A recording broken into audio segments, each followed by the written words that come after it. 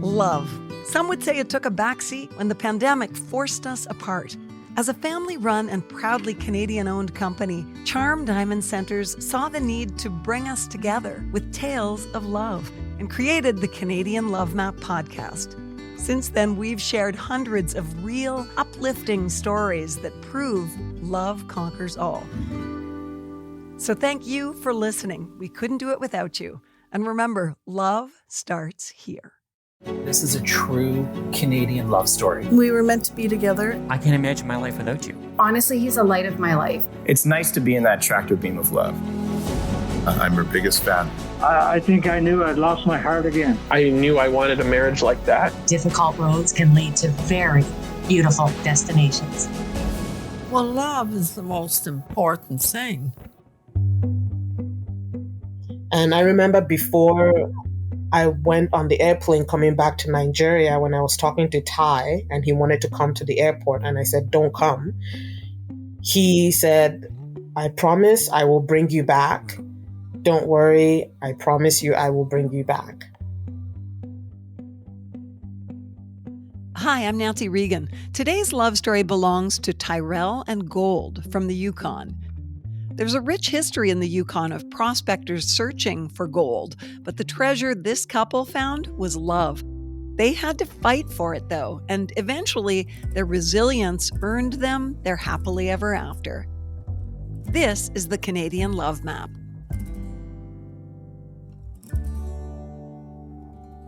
Okay, Gold and Tyrell, I am so happy to welcome you to the Canadian Love Map. Thank you. Thank you. I have to tell you, I've had a bit of an issue today because I can't get Neil Young's Heart of Gold out of my head. I've been searching for a heart of gold. Yeah. Tyrell, is that your theme song or what? Wow. Since I met her, sure. I like that song before, so. It sounds like you've been mining for a heart of gold for a while. Tell me, if you don't mind, before we get to how you two met, I'd like to know a little bit of each of your personal history. So tell me your story. Gold, you first. I'm from Nigeria, West Africa, and I'm the first child and only daughter of my family. I have two younger brothers. We're a family of five. So my dad, my mom, my younger brothers, and myself. I lived in Nigeria for about 20 years since I was born till I turned 20 and then moved to Canada. And what brought you to Canada? School. I came for school. Why Canada, Gold? Because I have family here in the Yukon, and I finished high school and was going into the university, but the way the system works there, it's very different. You have to take the university exam. Every year they have, say, 100 students that they take in each university. So if you don't get that into that cutoff of 100, then you have to stay and take the exam again. So I did that twice. And my dad was like, you know what? You have an auntie who will talk about this, and you probably would go to Canada and just go to school. So my auntie did everything, and then I got here. Immediately, it seems to me, not only is it a long way geographically from Nigeria to the Yukon, but the climate is quite different. Was that a shock to your system? In not too much. I've always in Nigeria is really hot, which you'd have plus 36, plus 40 sometimes. But it's really humid and nice. But I've always liked the cold weather. So every time it would rain back home, I would just be so excited because I liked the cold. And when I came here, it was nice. It was cold, but it was a different kind of cold that I've never experienced before. And of course, I've never seen snow before. But when I arrived, it snowed on my birthday. So when I woke up that morning, day of my birthday in the morning, I looked out the window and it was all white. And I was like, oh my God, what is this? And I ran outside without shoes and just touching the snow. And my auntie was just there laughing. And it was just so beautiful. And it wasn't too much of a shock. It was kind of like balanced shock for me. So, yeah. Okay, Ty, what about you? Tell us your story. I was born and raised in the Yukon, from the little Salmon Carmax First Nation, which is about 180 kilometers north of Whitehorse, little town. And I just grew up here my whole life. I went out of territory for a little bit, went to school here, went to fish camps when I was younger with my grandparents and family. We'd all go out there, we'd catch salmon and dry fish and get a moose. We'd do that. It's just been a nice life up here, Do you love where you live? Oh yeah. It's isolated, but at the same time, it's nice. I don't really want to be anywhere else. I like visiting other places, but Yukon's definitely my home. Well, I bet that you're glad you decided to go to Yukon University. Mm-hmm. Well, it's the only show in town, so. But you could have gone away somewhere, but because you were there, what auspicious thing happened in your life? I met Gold. Yeah. Yeah, we that was like an elective course, so I didn't even have to take the course either, and I wanted to, and there we found each other. Yes, I want to hear about that finding of each other from Gold's perspective. Gold, tell me about that first meeting and how you came to be dating. So it was in January of 2012. It was the environmental science class, and we were all seated down, and the instructor was like, we're still waiting for a few people or something like that. And we were just waiting, and then Ty showed up, just standing at the door, tall, skinny. He's not so skinny anymore. I think I fed him too much. Tall, skinny, and he was just standing there, lost. And I was like, oh my God. It was like love at first sight. I was like, he's so handsome. He was like, is this the environmental science class? And I was like, yeah. And he sat across from me, and I don't think I heard anything else that the instructor was saying that day, because I was just staring at him. And I would just laugh at anything that he would say, even though I didn't know if it made sense or not. I would just laugh at whatever he was saying. And after that day, I went to go find my best friend, Kimberly Perez. So I went off to go find her because she was taking other courses in the university. So I went to the break room, and I was like, you need to come with me. I found this guy. And, I was like, oh my God, it's just amazing. And we were running down the hallway like two crazy high school girls, just running, like trying to go see this guy. And funny thing is, he knew we were behind him, and we were like giggling away and just, and he was just walking quietly like he knew nothing. And he went to the cafeteria. My friend was like, who's that? Who's the person? So I tried pointing, and she slapped my hand. She was like, don't point. Just use your mouth or something, or use your eye to show me. And he turned around and saw us, and I think he did a little smile or something. I don't know, but it was just so weird. And she was like, oh my God, Gold, we need to go back. And it was just so funny. It was cute. I see you as little girls in grade 7, but you were in university, right? Yeah. Excitement. Yeah, it was just so funny. And so, yeah. And I was telling her prior to that, before January, I was like, how come there are not any good looking guys in this university? Like, I've always watched movies back home, and there's like a bunch of cute guys and pretty girls in the universities. Like, why are there no cute guys in this university? And there he came along. And then he arrived.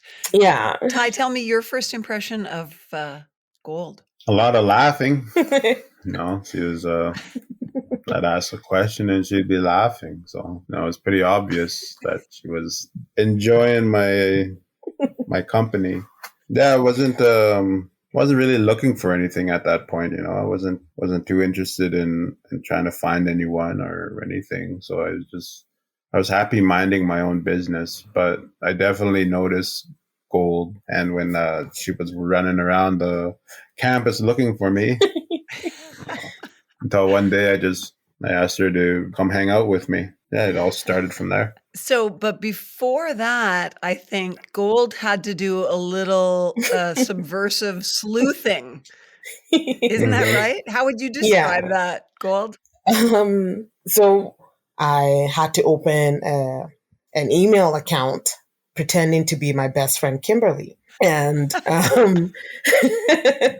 so I sent him an email because everyone in class kind of has everyone's email, because you have to sometimes you have to do group work and you have to send emails to each other and blah, blah, blah. So I took his email from there and sent him an email. I said, I'm Kimberly. I'm Gold's best friend. And I wanted to let you know that she really likes you. And I need to know if you like her too. And he replied, he was like, yeah, she's in my class and I like her, but I don't I think he said he didn't know how to approach me or approach the situation or something like that. I can't really remember now. But after that, and then I said, okay, I will let Gold know. And then I found him on Facebook and messaged him as myself. And this was a few days before Valentine's Day. And then we talked a lot on Facebook and long time on Facebook. We're talking for hours. And we came the day that was Valentine's Day, and he brought me a card and chocolate for Valentine's Day. And we were going to catch the bus and we were leaving. His cousin Blaine was like, oh, who's that girl with you? And he was like, that's my girlfriend. And I was like, I turned around. I was like, what? I was like, oh, well, I guess I'm his girlfriend now. So that's how we started dating.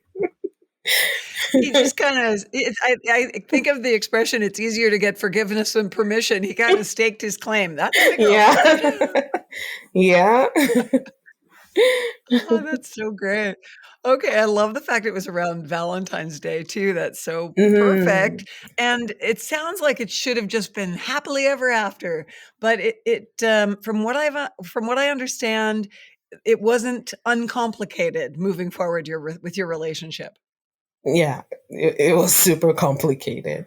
So we started dating, and I was living with my auntie, and I didn't tell anyone because I was worried and scared. And I'm because coming from an African home, it's it's very strict home. Even if you're 30 and you have a boyfriend, it's still okay, you're still skeptical about how you're going to introduce the situation or how you're going to introduce that you have a boyfriend at 30, even if you're 30.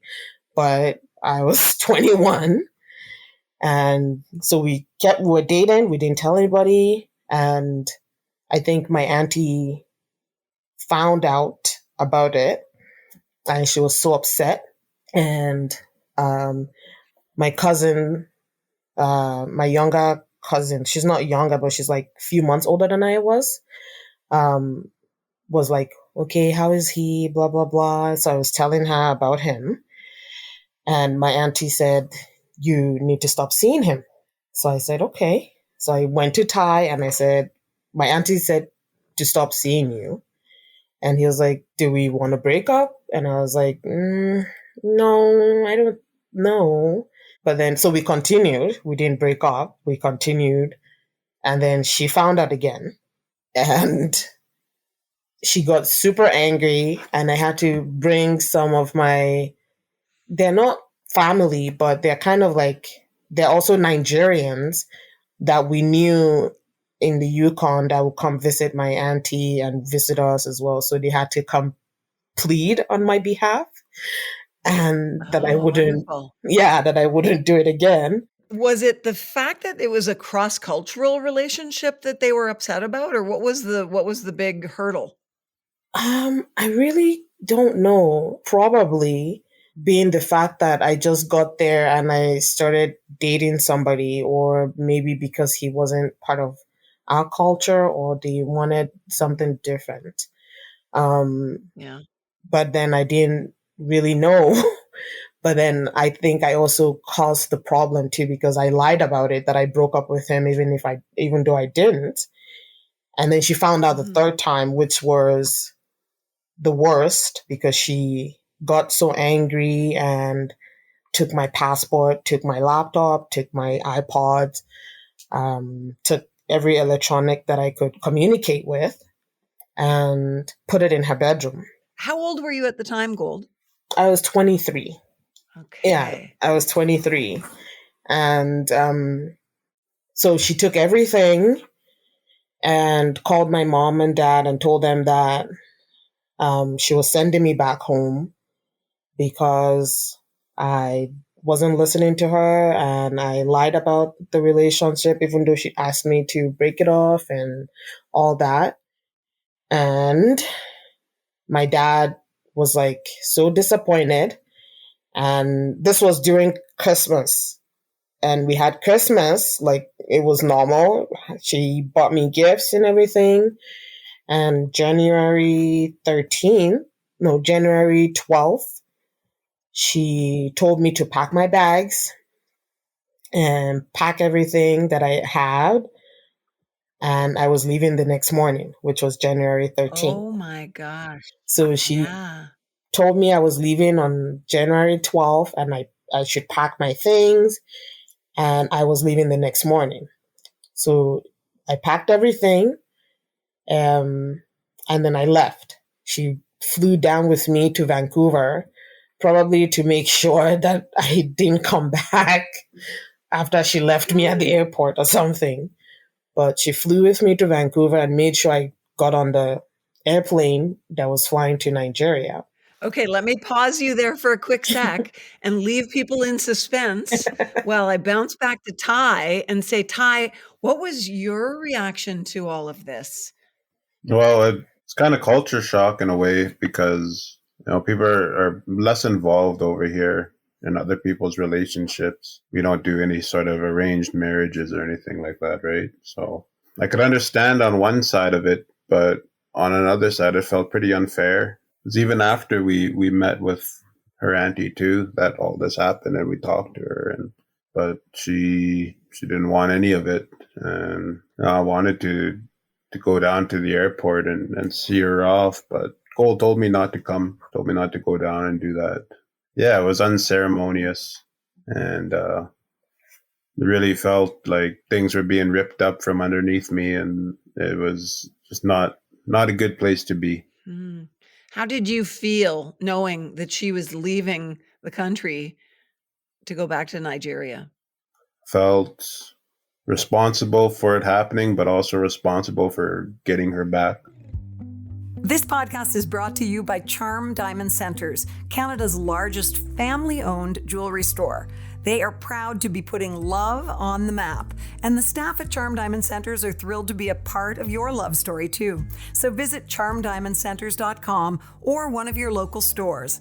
Love starts here. Okay, so Gold, you can pick up again on your end. I felt like I was just shipped and sent back home. So my mom was really sweet, and she would like comfort me. Like I would cry every day, not because of I wasn't in Canada, but because I felt like I was a disappointment to the family. And they had so much hope on me because I'm the first child. And there was so much responsibility on me, but I would cry every day because I thought, I've let down my family. I've disappointed them. And my mom would get so mad at me. She's like, stop crying. What are you crying for? You will go back. Don't stress yourself. Don't worry about it. Just spend time with your family. And when it's time for you to go back, you go back. Stop stressing. And I could hear my dad at night because I was really jet lagged. So I won't sleep at night, but I would sleep in the day. And I would be up and I would hear my dad, talking to my mom, so disappointed and heartbroken. And you could hear them talk, and my mom was always like, it's okay, everything will be fine. And he's like, no, I don't know why she went and did this, and, and look at her now. But then my dad would come out in the morning and try to be sweet and act like nothing happened. And, and it was only my mom who actually, asked me what happened, my side of the story. Because she was like, I want to know what happened. So I told her everything, and I was like, I'm also at fault because I disobeyed my auntie and I lied about it. And this is, I guess, the consequences of what happened. But then at the same time, my mom was like, it would have been nice. Like, I understand your auntie and I understand you. And it would have been nice if, because you were working, if she had said, okay, take your things and leave my house. Go find your own place to stay if you're going to be under my roof and not listen to me. But packaging me and sending me all the way back to Nigeria was probably not the right thing to do, but it's done and there's nothing that could be done about it. So that's what your mom said? Yeah, that's what my mom said at that time. Wow. She said it would have been better if she had told me to go find somewhere else to live, because at that time I was working and I was earning money so I could pay for rent and stuff. Did you tell your mother that you loved Ty? Yes. And do you think that had an impact? Probably, because she never met him, but she really liked him. Like I would tell her things about him, and he would call me and message me, and, she just liked him. She was like, you know what, if you guys are going to be together, you will be together. You will go back. And because I would always be like crying and like, I need to go back. And she's like, you go back. And I remember my auntie telling me if I did come back to Canada, not to come to the Yukon, that I could go somewhere else and not come to the Yukon. Yeah, I remember that very clearly. And I told my mom. And she said, well, go somewhere else. Go to Vancouver, go to Toronto, go somewhere else. I was like, no, I'm going back to the Yukon because many of the people I know who could be of help to me are in the Yukon. And Ty is in the Yukon. Yeah. So I'm going back to the Yukon. And she was like, you're very stubborn. You never listen. Okay, fine. Do what you have to do. And I said, yeah, when I'm ready, I'm going back to the Yukon. And I remember before I went on the airplane coming back to Nigeria, when I was talking to Ty and he wanted to come to the airport, and I said, don't come. He said, I promise I will bring you back. Don't worry. I promise you I will bring you back.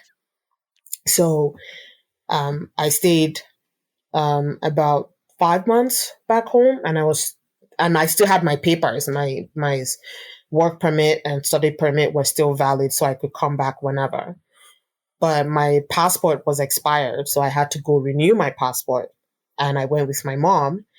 And as I was planning on coming back, she passed away. Oh, no. So, but before then, my dad finally asked me my side of the story, and I explained everything to him. And he got even more furious because he was like, your auntie could have just let you, go somewhere else or move out.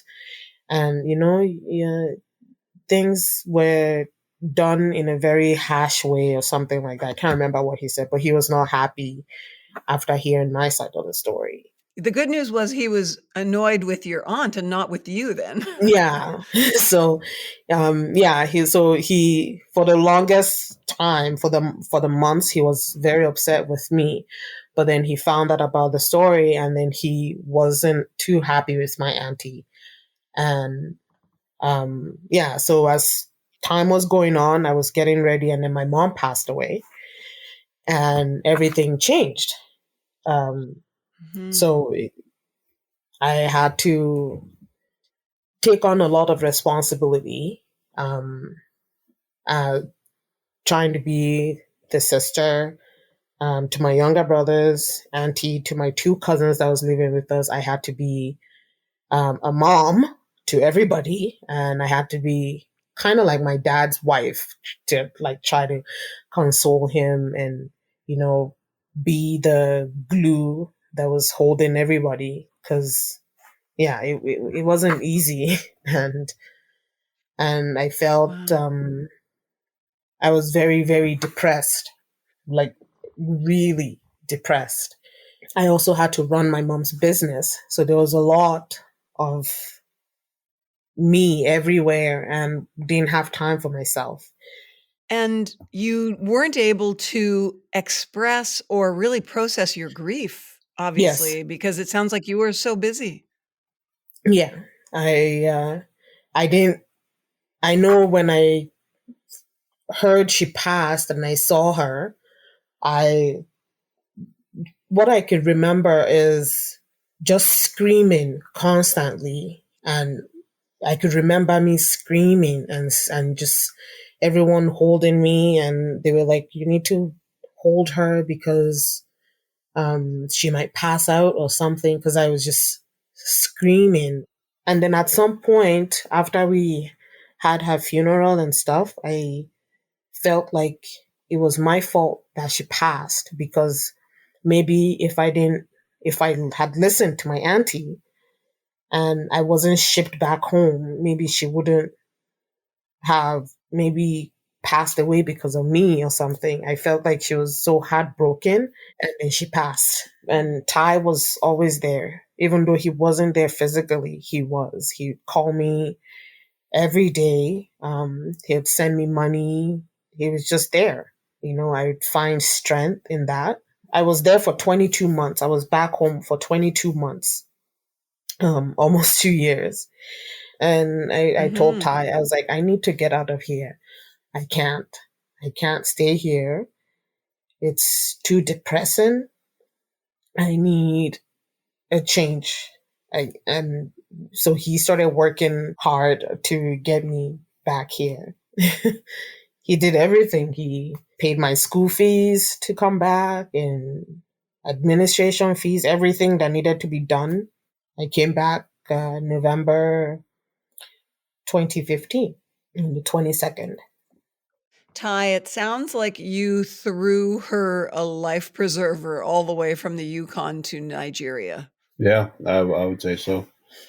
Talking with her every day, on the phone or just texting, messaging, and helping out wherever I could when I could. I was working at a camp too, so I was back and forth, and during that time too, I lost my grandpa and one of my cousins. So there was upheaval on this side too. Um, it was easier knowing that I had gold, even though she wasn't really here. It just there was a comfort. I spent some time with my grandpa. I lived with him for a while just to help him out in his old age. So it wasn't really easy losing him. It just made me more determined to bring her back too. Did you both have a sense that your relationship was meant to be? Well, kind of, sort of. Like her birthday's October 9th, mine's July 9th. She's the only girl in her family, the oldest, and I'm the youngest and the only boy. So it's kind of like, there's these things that just weird things that were lining up. Definitely a shock to go through all of that. Just because things seem to line up doesn't mean that it's going to happen the way you want it to. Mhm. Yeah, I have this image of you two as twin flames, but being held apart for a long time. And I am curious to know about, I think it's actually beautiful that you survived all of that because, I do think that as a couple, you go through really hard things. It either tears you apart or melds you closer. Yeah. And did you feel that you had a stronger relationship when you finally got back together because of having gone all through that? Yeah, I would Yeah. say so. After being away from each other for so long, but we were still sharing our thoughts and feelings with each other. It wasn't easy though, the long distance. Yeah, it was really hard. So tell me about the joyful part now, about when you got back together and how that progressed to an engagement. Ty is not a kind of like a traditional, how you go down on one knee and propose kind of person. He just does his thing. So he didn't really propose. But I got rings, pretty different rings. But he never really proposed and was like, oh, would you marry me or anything like that? I didn't get that, which was sad, but I knew who he was, that he's not that kind of a person. He doesn't have time for all that mushy. But even before then, I didn't really believe in marriage or anything. The way I seen it, like a lot of people I knew who got married got divorced, but my parents who are unmarried, they're still around. Yeah, they're still together for like over 40 years now, right? Yeah. So to me, it was never a big deal. It's like having kids seals your fate with that person more than getting married does. No, I'm not a traditional kind of mushy a romantic. mushy romantic kind of guy. So like all this marriage and bride price stuff is like, it's like whatever, it's just things to complicate. So it took a while actually before we got married. We lived together for like 5 years. 6 years. 6 years. Yeah. And then we finally was like, well, she's been putting up with my BS for long enough. I may as well, she's been talking about marriage and all that, and she wants to get married. So for her, I'll get married. That's awesome. Ty, what I see when you're talking about that is that, remember when you first met and you said, she's my girlfriend, and she was like, what? And now fast forward and she goes, okay, you're my husband, whether you really want to be or not. She insisted on us calling each other husband and wife too. So, and then finally we decided, like, okay, let's set up a date and let's have this thing. Yeah. And which was on our 9th year being together, on our 9th year anniversary. Mm-hmm. Mm-hmm. So we were talking, we were on the bed talking, and he was like, okay, let's do it. And I was like, seriously? He was like, yeah. I was like, are you sure? He was like, yeah. I was like, oh my God, really? He was like, yeah. There and then I started like looking for what cake I wanted, and I was just so excited, and I was like, oh my God. And then I wanted to do it before I turned 30, which is before October 9, because I think my birthday was in a few weeks. And then Ty said, no, let's do it on Valentine's Day. Because it's easy, it's one date and it's easy to remember, because he knew he'd be in trouble if he forgets. He was so smart. So I said, you know what? That's perfect, actually.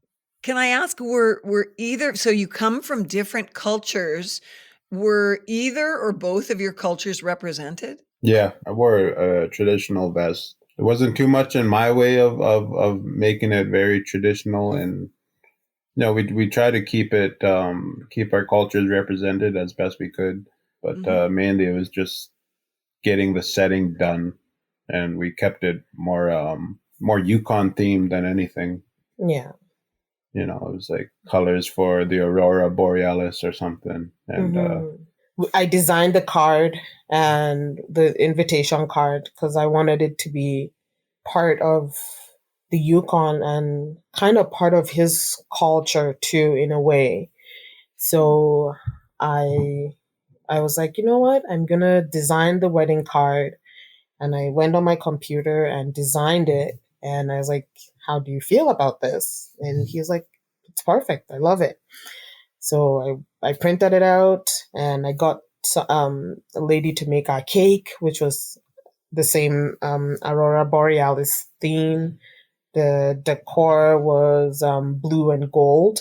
But we finished the morning and then had to go undress and set up the venue for the reception. And I had all my wonderful friends helping me set it up. And I was there to like be like, okay, this is where I want this and this is where I want this. And they just listened to me and set up everything and the drink placements and everything. And I was like, oh my God, it's time for us to go home and go change and come back into our reception clothes. So that's when I wore my outfit from back home, and he still had his vest that was made, his traditional vest with his crow. Yes, moose leather and beading, and it was beaded by his cousins and sisters. His sister, his cousins, they all made that vest for him, which was pretty special.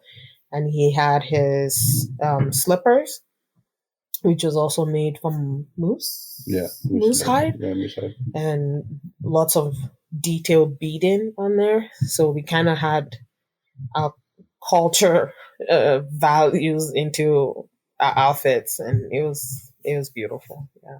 Oh my goodness, it sounds beautiful. We have to get a picture of that for our social media to promote the podcast for sure. I could talk to you. I'm so interested in your story, and I'm so appreciative that you've been willing to tell us today. But I want to wrap up with a final question, and that is to each of you. What is it you love most about one another? And I'm going to give you the choice who goes first. You go first. It's really stable and it's reliable, and I know she loves me. I love her. We're not always like, I work out of town and all that, so that's still a bit of a long distance issue. But she's always the first thing on my mind, and I know she can be relied upon. What about you, Gold? What do you love most about him? I love that he always has my back. Even though when I'm acting crazy and like being all over the place, he'll be there. He would always have my back. He would support me. And even though he doesn't show it too much, like he is there, but I know he's there. Just like being reliable. Like I could count on him that if something would happen, he will be there. Like I said, he's not the traditional type. Like sometimes I'd have to be like, why can't you be romantic for once? You know, he's not the traditional person, you know, and he's pretty quiet and I'm crazy. So there's a balance. So, yeah, but he's amazing. And we don't see eye to eye sometimes, but we make it work. Well, it seems to me that he made a great romantic gesture by agreeing to come and talk to us today with you. So yeah, he did. I want to say, thank he's you out for of that, my ordinary. Yeah, it took a lot of pushing. I'm like, you need to do it. You have to do it. And he's like, do I really have to? I was like, you have to do it. I'm grateful. I'm grateful too. I want to say thank you to you both, and Ty especially. You know, thank you for showing your love for Gold by stepping out of your comfort zone and doing this for us today. I really appreciate it. Thank you. Nice it was fun to meet being you here. too. Thank you so much, Nancy. Thanks so much for listening to the Canadian Love Map. If you love us, please subscribe and share. And if you want to help us spread the love even more, rate and review our podcast. We'll be back next week with another love story to add to the map. This podcast is presented and made possible by Charm Diamond Centers. It's hosted by me, Nancy Regan, and is produced and distributed by Podstarter. This has been a Podstarter production.